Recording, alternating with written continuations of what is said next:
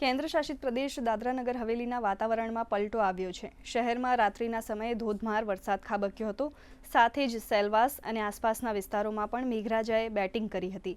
વરસાદના પગલે ધરતીપુત્રોમાં ખુશીનો માહોલ છવાયો છે। મહત્વનું છે કે સેલવાસમાં અત્યાર સુધી સિઝનનો 60 ઇંચ વરસાદ નોંધાયો છે।